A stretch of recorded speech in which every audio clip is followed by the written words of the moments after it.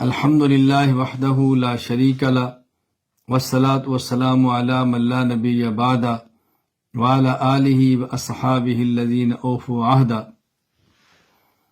میں نہایت درد کے ساتھ دنیا بھر کے تمام مسلمان حضرات خواتین سے گزارش کرتا ہوں کہ اپنے مظلوم مسلمان بھائیوں اور بہنوں کے لیے دعا کریں، اور جب بھی کسی مسلمان پر مشکل وقت آئے تو دنیا بھر کے مسلمان کو اس کی مدد بھی کرنی چاہیے اور اس کے لیے دعا بھی کرنی چاہیے۔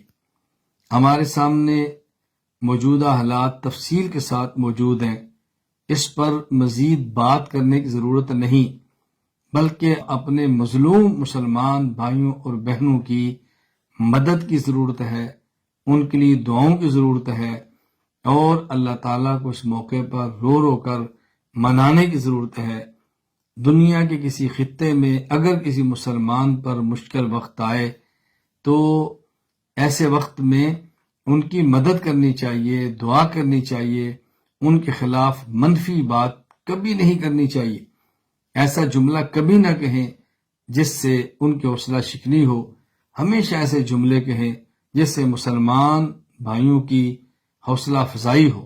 اللہ تعالیٰ مجھے اور آپ سب کو اپنے مظلوم مسلمان بھائیوں کی مدد کرنے کی توفیق عطا فرمائے۔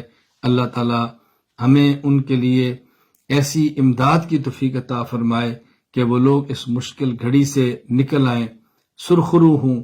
اللہ تعالیٰ مجھے اور آپ سب کو شریعت کے احکام پر رسول اکرم صلی اللہ علیہ وسلم کی مبارک سنت کے مطابق عمل کرنے کی توفیق عطا فرمائے۔